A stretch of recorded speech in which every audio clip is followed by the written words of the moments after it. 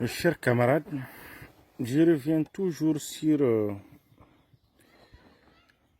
l'actualité concernant le docteur Omar Mariko, le président du parti politique malien qui s'appelle SADI.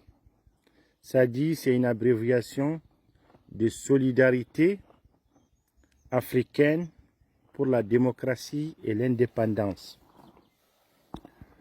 Je respecte beaucoup cet homme. Paix à l'âme aussi de Tchiblé Dramé. Je fais la part. Quand quelqu'un il est bien, je le dis. Je ne fais pas de griots. Je me souviens, ce sont les deux politiciens maliens que j'ai eu à contacter lorsque j'étais journaliste. Je me suis présenté avec mon nom. Ils m'ont pris le téléphone et ils m'ont accordé l'interview. Il y a aussi Moussa Mara parmi eux. Shogel, lui, tellement qu'il est cynique, dès que je me suis présenté seulement, il a raccroché. Bien avant qu'il ne soit aux affaires, depuis qu'il était à l'époque d'M5 RFP. Et bien d'autres. Et bien d'autres. Donc, on va écouter un peu en langue bambara ce que le journaliste Kassim Traoré a dit concernant Assimi Goïta qui était un otage du MNLA en 2012 et qui a été libéré grâce aux bons offices d'un certain Omar Mariko et d'un certain imam qui s'appelle Mahmoud Diko. On va l'écouter.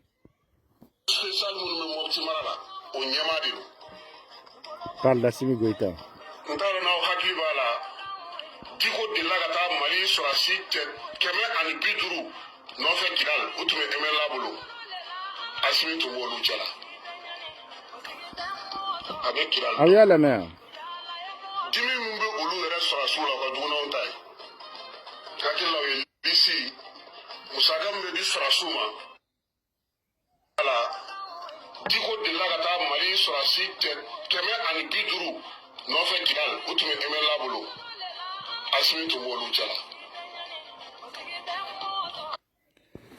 Ici, c'est la voix de Kassim Traoré, le journaliste de la radio Clédou, le journaliste de la chaîne radio et télévision américaine qui s'appelle La Voix de l'Amérique. C'est lui qui le dit. Il dit qu'Assimi Goïta était un otage. Avant, les gens ne croyaient pas.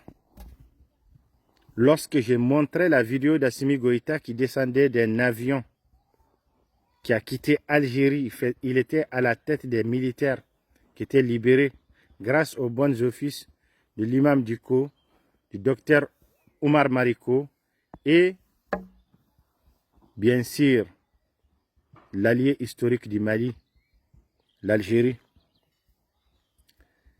Aujourd'hui, je vois des jeunes qui sont dans la scène politique, que j'apprécie beaucoup, qui sont opposés à la junte, mais je vois des controverses que je ne comprends pas. Tu dis A hier et tu dis B aujourd'hui. Concernant Omar Mariko, le fait qu'il est parti, il a quitté la Côte d'Ivoire, ou je ne sais pas est-ce qu'il est, il a les papiers d'asile, parce que on applique sur Omar Mariko les ailes de procédure sur tous les Maliens qui s'opposent. La junte refuse de donner les papiers à tous les Maliens qui s'opposent à elle, qui sont à l'extérieur. On appelle ça les ailes de procédure. En quoi la junte se permet d'empêcher aux Maliens qui sont à l'extérieur l'air papier, l'air droit. C'est encore enfoncer le pin dans la patte d'un dromadaire. Donc voilà, Omar Mariko est parti. Il a quitté la Côte d'Ivoire, il a traversé Sikasso, Bougouni, Djoila, Baroueli, il a coupé le fleuve, il est parti à Farabougou, il est parti à Guiré, Nara, il a rencontré. Et ce n'est pas la première fois qu'Omar Mariko va vers ceux qui sont en guerre contre l'État. Ce n'est pas la première fois. En 2012, il est parti. Il a fait libérer les militaires. À l'époque, il a fait libérer les militaires. Et pourquoi aujourd'hui aller vers les djihadistes, négocier avec eux, parler avec eux, savoir quelles sont leurs intentions, c'est un problème. Alors que ça s'est fait. La gente que tout le monde combat est en contact avec les djihadistes, travaille avec les djihadistes, négocie avec les djihadistes. Pourquoi Omar Mariko ne peut pas aller les voir, lui aussi? On connaît des émissaires de la gente. On connaît un certain Samburu Diallo. On connaît un certain Mamenta Touré. On connaît beaucoup. Et le lieutenant-colonel Ibrahim Sanogo, qui est parti en 2020 avec Ahmad Agbibi pour rencontrer les Jnim pour faire libérer Soumaïla Sissé, Sophie Petronou. Et la gente avait libéré sous Assimi Goïta plus de 200 djihadistes. Plus de 200 djihadistes. Et même l'autre jour, le 26 mars dernier, la gente a libéré plus de 200 djihadistes pour une dizaine de citernes de carburant. Donc, tous les conflits, quel qu'en soit Alpha, ils finiront toujours par des compromis sur la table. C'est ça qu'il faut savoir. Et aujourd'hui, dans cette situation d'imbroglio au Mali, où la bêtise humaine est partagée, la porte doit être ouverte à tout le monde. La porte doit être ouverte à tout le monde. Donc je vois certains, Omar Mariko a une très grande popularité, surtout au nord du Mali. Parce que Omar Mariko, dans les années 90, où il y avait les événements du mouvement populaire pour la libération de l'Azawad, dirigé par Yad Ghali, ainsi que d'autres mouvements, il y avait le Front populaire aussi de libération de l'Azawad, il y avait l'armée révolutionnaire de libération de l'Azawad, d'El Hadji Gamou. L'armée malienne dans le nord du Mali massacrait des villages, arrêtait des Touaregs et des Arabes. À l'époque, il n'y avait pas les caméras, il n'y avait pas le Wi-Fi satellitaire qu'on a aujourd'hui.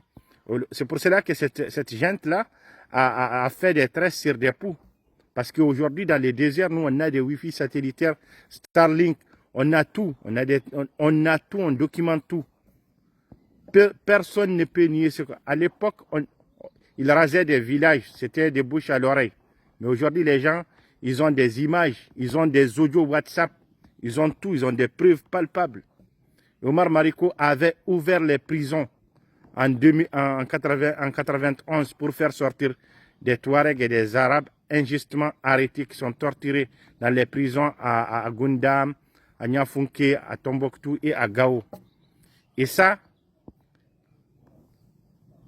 les Touaregs en sont reconnaissants et les Arabes en sont reconnaissants à Omar Mariko jusqu'à présent.